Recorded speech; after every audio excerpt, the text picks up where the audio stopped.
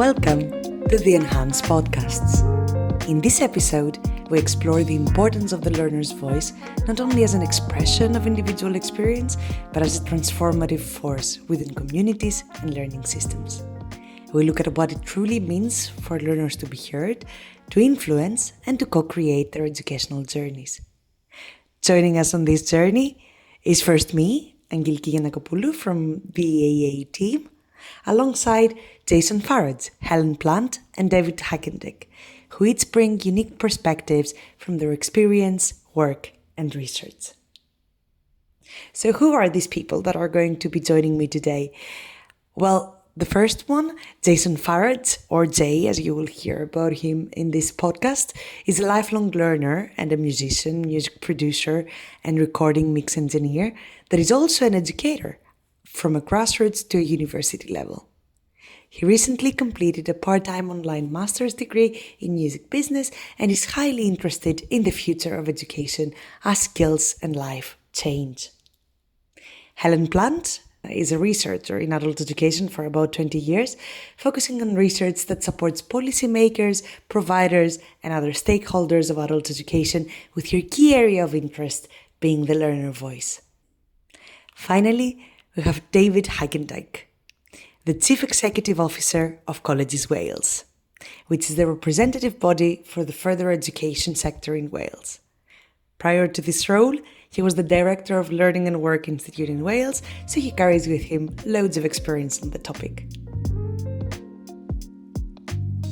I'm very happy to have with me here Jason, Helen and David, or as you will know them later on, Jay, Helen and Dave. I think that's more appropriate. And we will be discussing, amongst others, like why do we need to talk about the voice of the learner? Who needs to talk about the voice of the learner? And what do we actually mean by it? So I will start with maybe saying, why are you here? Why are we here together today? And first of all, I want to ask all of you a bit, maybe what is the voice of the learner for you? I don't know if someone would like to jump in. So what is the voice of the learner? I'm happy to kick off on that one. Lovely. I think it's a really difficult question to answer because, and I think it's probably because what colleges do and what the tertiary sector does, we cover such a diverse range of areas and we work with such a diverse range of individuals and communities. Trying to articulate as kind of what is a learner voice. Actually, if you try and boil it down to one group, I think you miss the richness and you miss that important diversity. So just within the FE sector, we serve in Wales, we've got about currently in colleges around about 48,000 young people, so 16 to 18-year-olds. We've then got around about, kind of 17,000 apprentices who tend to be slightly older, and we're going to have 50, 60,000 adult learners. Within that, you've got learners who are refugees and migrants. You've got learners who are earning basic education, basic literacy, numeracy. And I think it's almost impossible to say that there is a single collective learner voice. And I think that's a really important starting point for the conversation, because if you just focus on the traditional learner who maybe in the UK context does an academic qualification, then often goes to university, I think they can often be the learners who we think about in terms of that student union voice. But it's so much richer than that. It's so much more diverse than that, particularly for adults as well. I think we miss the adult voice sometimes as well. So I haven't answered your question. Mhm. I think I've tried to say why I think it's hard to answer. No, lovely. That's actually very much in line with the discussions that we've been having in the project on, it's not the learner voice, it's the learner's voices, and it's actually, what's important is maybe for us the process of starting listening to those voices and doing something with what these voices say. So that's very interesting to hear. What about the rest of you? I saw Jay also starting to maybe speak at the same time as David. So what about you, Jay? We very much still in the UK have got this one blanket will cover everybody, and it really does. and I think it's becoming more apparent now. So I agree completely that the learner's voice is the individual's voice, and that my personal journey as a student was completely different than the other people in my class. We all had different problems arise during the course that resulted in the university having to be more flexible. And I think this is where the structures struggle, and where rate of change is going to make it even worse, is that if you can't move quickly and pivot quickly, it's going to be difficult for people to keep jobs. I think we have to stop front loading education and start teaching this lifelong journey that I've been on, which is it teaches you skills that you can't learn in university. Um, and the learner's the best feedback for that. It's our best resource for if we're getting this right is the learner.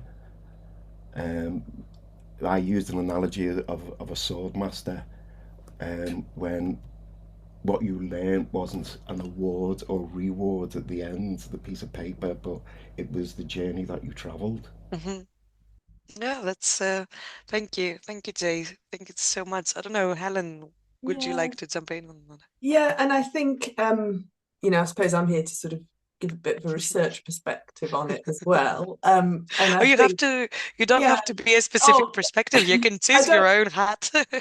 Yeah, and I guess this is sort of my own hat, but my hat based on, having worked in this area for a while. And I think building on what Dave and Jay have said, really, that all sort of reflects some of the ways in which I guess learner voice has been thought about through research studies, which is, it's not a single thing. There's not one definition. It's very much about a continuum and learners might inhabit different points along that continuum at different points in their own learning journeys, different stages in their life. And it's actually quite, it's perfectly legitimate for learning providers, for policymakers, whoever, to ask different kinds of questions and have different kinds of engagement with learners, depending on what they're doing. So I think we're back to the point that Jay just finished on there, understanding what the purpose is of any learner voice activity has got to be a sort of starting point, because why do we want to involve learners? What are we hoping to get out of it? Who do we need to involve? Which learners' voices are really important here? And so understanding that kind of constituency as well, it seems to me to be really critical. And I think just a final thing just on this sort of little bit is obviously often when we're talking about adult education, we're not just talking about those who are kind of currently identifying themselves as learners or who might currently be in learning, but there's a whole kind of cohort around that of people in the community for whom perhaps their learning experiences historically have not been great. They don't see themselves as learners. They don't see themselves potentially learning in the future, yet reaching out to them and understanding more about their learning needs, and then potentially being able to shape some responses to that, is absolutely critical for what adult education, lifelong learning is there to do. And so I think when we're thinking about learners, we're not just thinking about who the present and current learners are, but who are the potential learners and how do we engage their voices too. And of course, some of those might be individuals who are among the most marginalised. And so therefore you need to start thinking about what strategies and approaches you can develop to reach them as well. That's indeed, it's something that's we generally really need to consider, because I think that this is how we also understand the collective voice of the learners. It's not that it's one thing that they all say. It's exactly as you said. How can we learn to actually build kind of a relationship with not only the current learners but the potential learners and also the learners of the past is a way and a means to understanding why do we talk about like agency? Why are we talking about agency so much in adult education? What is this element? And this element of agency is the same element of voice that we've been discussing. And it's dialogue, isn't Yeah, it? You know, it's kind of exactly. both ways. Yeah. Exactly. It's like even if we um follow the path of Paulo Freire's idea of critical pedagogy, we have agency and dialogue constantly in cooperation and in synergy, and it is this exactly as we said before. It's understanding that there is the individual and there is also the collective, but it's very important that we give space first to the individual to feel safe, to speak out, and to actually give us the context. In the academic framework, there's these weekly meetings where the students get together as a group, and then the representative will then speak to the university about any problems or issues. But it's like when we assess students, it's not done regularly enough. Too much time goes in between, and somebody's life can change the next day, and it's another 2 weeks before they're able to speak to somebody. Um, at the university I was in, we had some really good well-being, so there was always an opportunity to speak to somebody at any time. And I think that's something that needs to be in place everywhere. It's more about how often we listen to them, and we listen to them when they need to speak, not when we need to listen. If that makes sense. Makes absolute sense. And I think that's the hard part, isn't it? Because when it's an afterthought, we only think kind of, oh, I can do it now. So I have time now to listen to someone. So this is where when I'm opening the door, but that doesn't mean that this fits actually everybody You to don't want start the doing that. students or the learner to think that you're only listening because you're being paid to listen and that's your job. You're not there to legitimately, because there's still a very them and us. I don't know if this is across Europe, but it's very much in the UK. The learner and the tutors. There's still very much an attitude of them and us. Like, students think we don't want them to pass, which is insane. But it's a. I think it comes from maybe secondary school, and yeah, and it carries through. And we maybe need to try and sort of dispel that. So I think it's also a bit around understanding the way the nature of learners have changed in the UK in the last probably 20 years or so. And again, perhaps it's different in different parts of Europe. But if you're a learner, or you would say probably in higher education, you say student, we sort of say learner, I suppose, in FE, you're not just a student. You're also, if you're an adult, you might be a mum, you might be a dad, you might be a partner, you might be working somewhere, you might be a carer, and all those different things intersect in your life. And I see your point, Jay. I think it's about not but can't remember how you phrased it, but it was spot on about essentially saying, look, it's about being there when they want to engage, not when you are being paid to listen. You put it so much better than I did, but it really is that learners are very different, particularly the instruction in higher education of student fees. I think it has changed the nature of the relationship within a higher education context. I think in further education, we can perhaps be a little bit closer maybe to the learners at some point, because I think they are perhaps different types of institutions, but still increasingly learners are having to work part-time, that they have other parts of their lives that are really important to them. So I think we do have to offer multiple entry points to that engagement and learner voice, and not just rely on the voices of the kind of the learners who want to engage. You have to reach out to others as well. I think FE is doing much better than HE at that. Much better. Yeah, we have a learner experience group, which is our kind of leadership group, I suppose, of those people within the 13 colleges who lead the learner engagement work. And so we bring them together to share best practice, and we ask them just to map out individually, just last month, to write down in post-it notes all the different things that you do around learner engagement, just like to spend 2 minutes just and the amount of post-it notes that got used was huge. It was like a huge array of activity.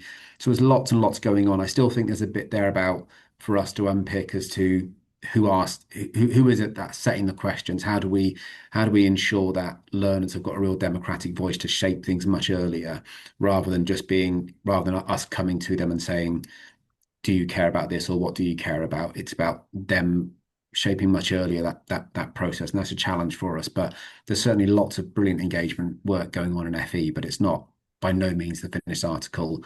And I think we probably still rely a lot on the voices of younger learners rather than adults and those in apprenticeships, for example. Yeah, what comes to mind, like discussing this, is also maybe that goes to like Helen's hat on research, but also to the other two of you, like why do we need then to work in research? This learner voice, the voice of the learner, the practices. How do we reach out? When do we listen? Finding out ways. So I want to also like get a little bit of an insight from you, Helen and Dave first, and then from Jay. Why from your positions, why from your backgrounds, focus on the learner's voice? Do you want to go, Dave, or shall I say anything? No, you go, and then I'll there are my ideas as well. Well, I mean, I suppose, historically, coming from an adult education perspective, I think it's sort of bred in the bone, really, of certainly, adult community education and how it operates, is that it's not just about what I guess we can kind of slightly crudely define as some kind of customer feedback approach. How was it for you when you did that course, or whatever it is? But actually, there's something much more fundamental about it, an intent with bringing people back into education, particularly those who did not have a good experience first time round, which is much more closely linked as well to things like citizenship and democratic engagement and community empowerment. And so the way in which you can enable and start to empower an individual to have a voice within their own learning is not meant to just stop there. The intent is not just that you're empowering somebody to help to shape their learning, but if you like, the learning context in which they are operating at that moment is an opportunity to give them some skills, some agency, some confidence to then take that out into their wider lives, their communities, their families, whatever it might be, and function in a different way. So I think that's a starter for us for thinking about this. Yeah, and I agree with all of that, and I think Helen's work in this area is we found invaluable in some of our work here in Wales, and I think I would say for me the why we research bit is I just think that I think the learner voice, particularly for adults, is a missing piece of a jigsaw puzzle sometimes. We're really good at working with awarding bodies and examining boards to put on the right course that we think is the right course, and we work with employers to understand their skills needs. And we are quite good at understanding, I think, what does a young person need to get from A to B on the next stage of their progression. We're okay as well at working with adults to understand what they need maybe for upskilling and reskilling. I think perhaps where we are not so strong is working with those learners who have yet to engage, or who are perhaps furthest from education and perhaps have the lowest levels of literacy and numeracy, and as a result, I think often have, not always obviously, but they quite often have the lowest level of cultural capacity, that kind of confidence to be able to kind of engage in something that we know is going to be so good for them. I think with some good examples here in Wales where where providers have done great work. So one example that Learning Work did some work on that I had privileged to visit a number of years ago around with Monkton Priory Primary School in Pembroke, which the University of Wales Trinity St David's goes into this community school. It's one of the poorest parts of West Wales where we are. It's also got a long-standing traditional traveller community within the community. And so a real culture of, particularly for women and girls, not engaging in education, not going through that primary school phase, and working with the school and the university and Learning Work Institute, putting on degree courses for the community within the school. And you can see, and this was driven by the voice of the learners. This wasn't an institution coming in and saying, you're now going to have degrees in this school. That's not what it was about. It was about listening to the voice of the learners, particularly women and girls who wanted that opportunity to pursue further education and lifelong learning, and got our own sector with Cardiff and Vale College working with on the citizens curriculum, working with the secondary school in our capital city in Cardiff. Again, not coming in and saying this is the learning you're going to have. It was, this is what learning do you want? What are the problems in your communities? How can adult education assist with that? I think part of our challenge sometimes is that we're driven lots by, you are funded to deliver a particular qualification. So bums on seats, numbers really, really matter. And that's not often where learners are. They don't often want to start a 2-year full-time program at a college. They might want to go in for an afternoon or an evening or a morning into the local community centre and start their journey that way. And I think our system doesn't necessarily lend itself particularly well to really engaging and responding to the voices of the learners. So I think this is why the research bit is so important for us to get that depth and quality of information and understanding. Yeah, that's a really great example, and I wish that we had more and more opportunities to actually say that in in the fields, doing things based on the voice of the learner is something much more common than we think sometimes.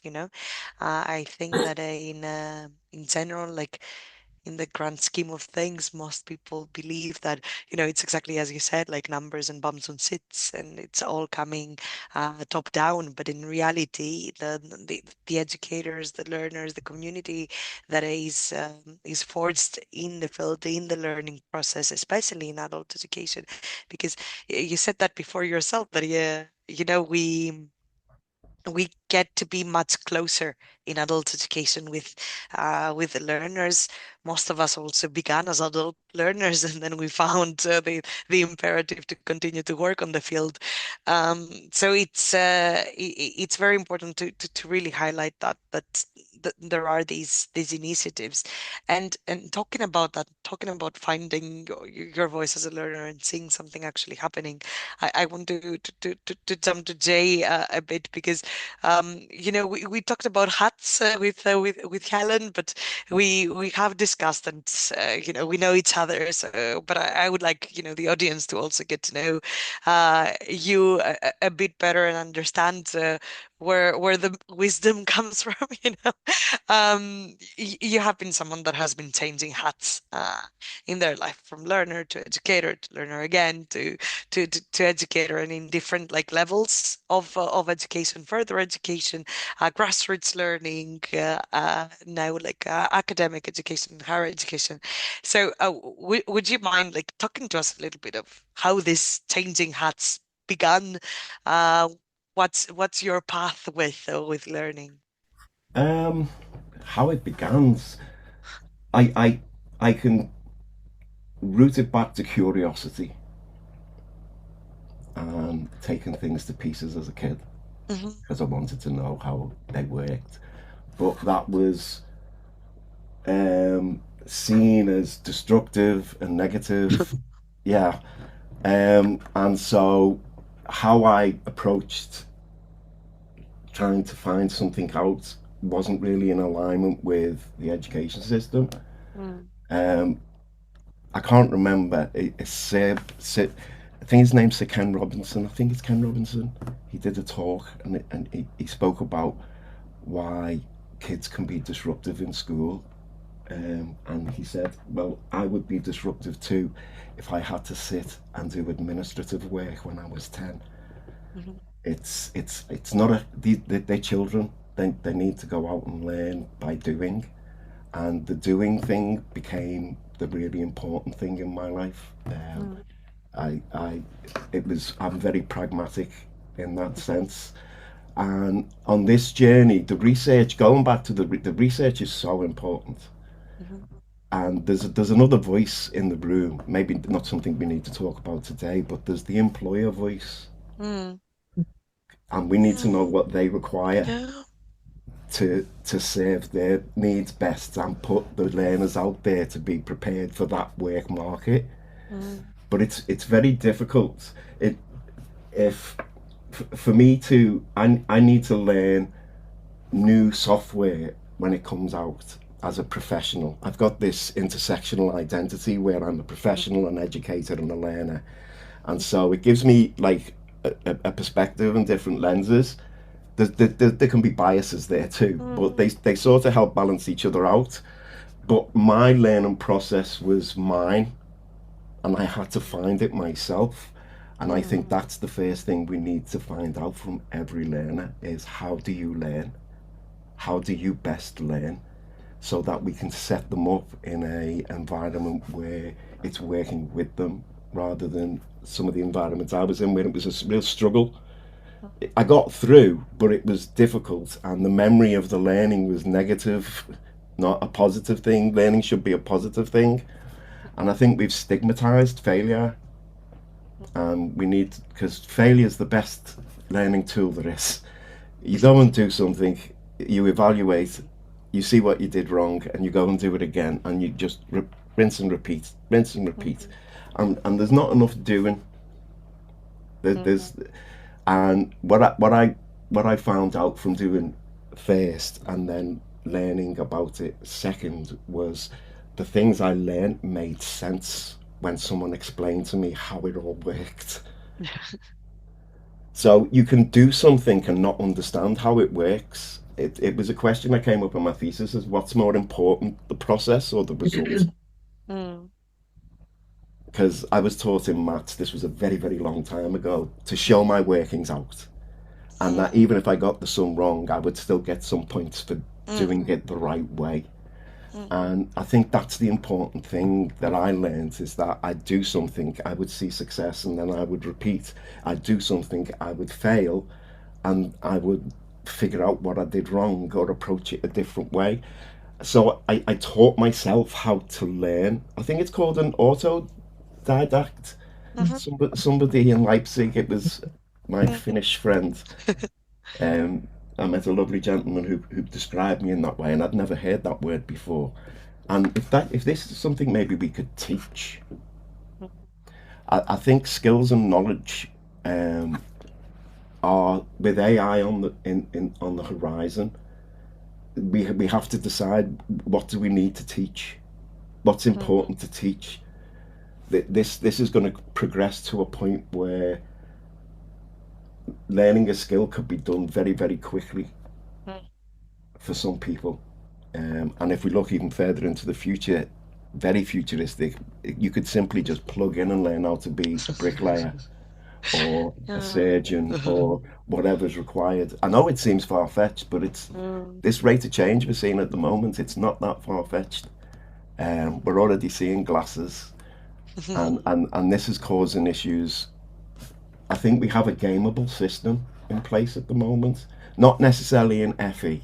I think FE is a lot more vocational, which I think is what HE needs to do more, is lean towards more vocational, because those skills could be gone tomorrow, and we don't know which skills are going to be there. So we just need to be able to provide people with the skills to go and learn a new skill if required.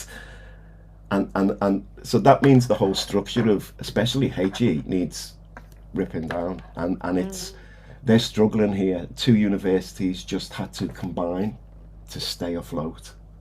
That's how hard it is at the moment. I would like to see a continuous journey from learning what it is you want to do. I teach Ikigai. Are people familiar with Ikigai? It's a Japanese concept of what you love, what you're good at, what the world needs, and what you can get paid for. And you can do a Venn diagram, and you can sit someone down with that and say, okay, let's figure out which of these things are yours, and what you love to do, what are you good at doing? Because sometimes they're not the same thing. What can you get paid for, and what does the world need? And there's simple solutions. There's a lack of synergy between community, because we were talking about outreach, and I think that's really important. I have a university and a college, both within this area. I'm in Toxteth. I don't know if you're familiar, but that's, yeah, we know the type of area that is. There's lots of diversity, and there's not a lot of money. And both, when they were built, both said that they would be available to the community, and neither are available to the community. They have recording studios in, they have stages and halls that communities could use, but they're not available. One, because they're rammed every hour of the day. They just don't have the time because of the bums on seats thing. And it's I don't know what the issue is with the community and education becoming this thing. They're these separate things, and until we can try and maybe go out into more communities and find out what the communities want, maybe even give them some free learning while we're at it. I think we have to prove to learners that we're the right people to come to learn, rather than them seek us out. I think that's what happens right now, is learners have to go and seek out knowledge, and a lot of people don't believe that they're worthy of having that.